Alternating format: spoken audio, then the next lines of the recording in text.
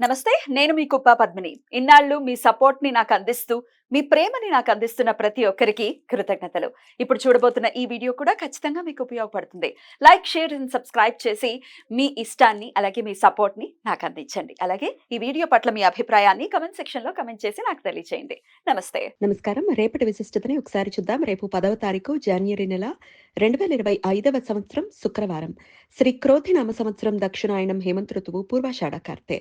రేపు పుష్యమాస శుక్లపక్ష ఏకాదశి తిథి రాత్రి 10 గంటల 19 నిమిషాల వరకు, తదుపరి ద్వాదశి తిథి. కృతికా నక్షత్రం మధ్యాహ్నం 1 గంట 45 నిమిషాల వరకు, తదుపరి రోహిణి నక్షత్రం. శుభం యోగం మధ్యాహ్నం 2 గంటల 37 నిమిషాల వరకు, తదుపరి శుక్లయోగం. భద్ర అంటే విష్టికరణం ఉదయం 10 గంటల 19 నిమిషాల వరకు, భవకరణం రాత్రి 9 గంటల 19 నిమిషాల వరకు, తదుపరి బాలవకరణం ఉంటాయి. సూర్యుడు ధనుసు రాశిలో పూర్వాషాఢ నక్షత్రంలో రాత్రి 2 గంటల 22 నిమిషాల వరకు, తదుపరి ఉత్తరాషాఢ నక్షత్రంలో సంచరిస్తాడు. చంద్రుడు వృషభ రాశిలో సంచరిస్తున్నాడు. నక్షత్ర వర్జం రాత్రి 4 గంటల 54 నిమిషాల నుండి ఎల్లుండి ఉదయం 6 గంటల 25 నిమిషాల వరకు. అమృతకాలం పగలు 11 గంటల 29 నిమిషాల నుండి మధ్యాహ్నం 1 గంట వరకు. హైదరాబాద్ ప్రాంతం వారికి రేపు సూర్యోదయం ఉదయం 6 గంటల 49 నిమిషాలకు, సూర్యాస్తమయం సాయంత్రం 5 గంటల 59 నిమిషాలకు. చంద్రోదయం మధ్యాహ్నం 2 గంటల 28 నిమిషాలకు, చంద్రాస్తమయం రాత్రి 4 గంటల 12 నిమిషాలకు. అభిజిత్ ముహూర్తం మధ్యాహ్నం 12 గంటల 2 నిమిషాల నుండి 12 గంటల 46 నిమిషాల వరకు. దుర్ముహూర్తం ఉదయం 9 గంటల 3 నిమిషాల నుండి 9 గంటల 48 నిమిషాల వరకు. మరలా మధ్యాహ్నం 12 గంటల 46 నిమిషాల నుండి 1 గంట 31 నిమిషాల వరకు. రాహుకాలం పగలు 11 గంటల నుండి మధ్యాహ్నం 12 గంటల 24 నిమిషాల వరకు.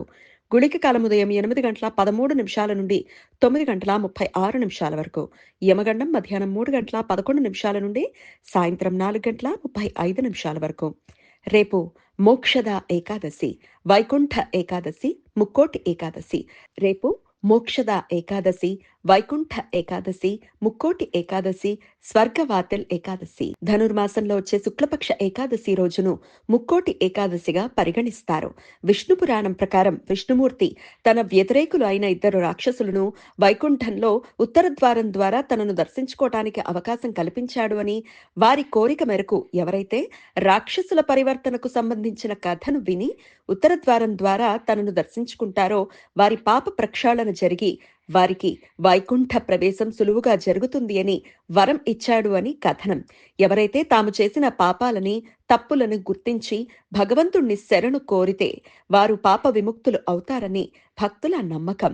రేపు అన్ని వైష్ణవ ఆలయాల్లో భక్తుల సందర్శన కోసం ఉత్తర ద్వారాలు తెరచి ఉంచబడతాయి. అందుచేత ఈ ఏకాదశిని వైకుంఠ ఏకాదశి అని పిలుస్తారు. ముక్కోటి దేవతలు రేపు విష్ణుమూర్తిని దర్శించుకుంటారు అనే నమ్మకంతో ముక్కోటి ఏకాదశి అని కూడా పిలుస్తారు. రేపు పుష్య పుత్రద ఏకాదశి. పుత్రద ఏకాదశి సంవత్సరంలో 2 పర్యాయాలు వస్తుంది. ఒకసారి శ్రావణ మాసంలో, మరొకటి పుష్యమాసంలో వస్తుంది. పుష్యపుత్రద ఏకాదశిని ఉత్తర భారతదేశంలో ఎక్కువ మంది ఆచరిస్తారు. శ్రావణ పుత్రద ఏకాదశిని దేశంలో మిగతా ప్రాంతాలలో ప్రజలు ఆచరిస్తారు. సంవత్సరంలో వచ్చే ఒక్కో ఏకాదశి వ్రతం ఒక్కో విశిష్టమైన ఫలితం కోసం ప్రత్యేకించబడినది. పుత్రద ఏకాదశి పుత్ర సంతానం కలగడానికి ప్రత్యేకించబడిన రోజు. భవిష్య పురాణం ప్రకారం ఒకప్పుడు సుకేతుమాన్, సైబ్య అనే రాజు దంపతులు సంతానలేమితో బాధపడుతుండగా ఒకరోజు కొంతమంది ఋషులను రాజుగారు కలిసినప్పుడు వారు రాజు దంపతులను పుష్య పుత్రద ఏకాదశి వ్రతం ఆచరించమని సలహా ఇచ్చారట.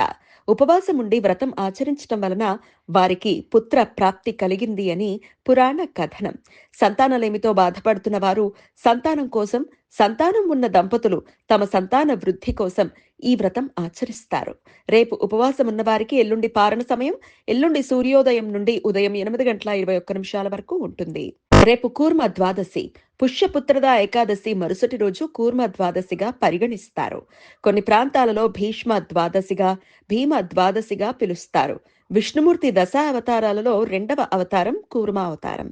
కూర్మ ద్వాదశి వ్రతం 3 రోజుల పాటు ఆచరించే వ్రతం. ఈ వ్రతం దశమి తిథి నుండి ప్రారంభమవుతుంది. భక్తులు దశమి తిథి రోజు పుణ్య స్నానాలు చేసి, ఏకాదశి తిథి రోజు ఉపవాసముండి విష్ణుమూర్తి ఆరాధన చేసి, ద్వాదశి తిథి రోజు కూర్మనాథ స్వామిని పూజించి పారణ చేయటంతో వ్రతం ముగుస్తుంది. ఈ వ్రతం ఆచరించటం వలన తమ పాప ప్రక్షాళన జరుగుతుంది అని, మోక్షం లభిస్తుంది అని భక్తుల విశ్వాసం. ఆంధ్రప్రదేశ్లోని శ్రీకూర్మనాథ స్వామి దేవాలయంలో రేపు ప్రత్యేక పూజలు, అభిషేకాలు జరుగుతాయి. నిరయన రవి ఉత్తరాషాఢ నక్షత్రంలో రేపు రాత్రి 2:22 ప్రవేశిస్తాడు. అప్పటి నుండి ఉత్తరాషాఢ కార్తె ప్రారంభమవుతుంది. కృష్ణ యజుర్వేద సాంప్రదాయం ప్రకారం రేపు రైవత మన్వాది, సౌరమాన పద్ధతి ప్రకారం చాక్షుష మన్వాది. ప్రతి మన్వాది రోజున పితృదేవతలకు శ్రాద్ధ విధులను నిర్వర్తించడానికి, దాన ధర్మాలు చేయటానికి అత్యంత అనుకూలం. రేపు శ్రీ తైలింగ స్వామి వారి జయంతి. వీరి పూర్వనామం శివరామ. వీరు విజయనగరం ప్రాంతం ఆంధ్రప్రదేశ్లో జన్మించారు. వీరి జీవిత కాలంలో ఎక్కువ భాగం వారణాసిలో నివసించారు. అతీంద్రియ మానవాతీత శక్తులు కలిగిన యోగి పుంగవులుగా, శివుని అంశగా, నడిచే వారణాసి శివుడుగా భక్తులు భావిస్తారు. ఈ సమాచారాన్ని మనకు అందించిన వారు మేడికొండూరు విశ్వనాథ్ ప్రసాద్ గారు. ఆయనకు కృతజ్ఞతల్ని తెలియజేస్తూ, నారాయణ స్మరణతో సమస్త సన్మంగళాని భవంతు. నమస్కారం.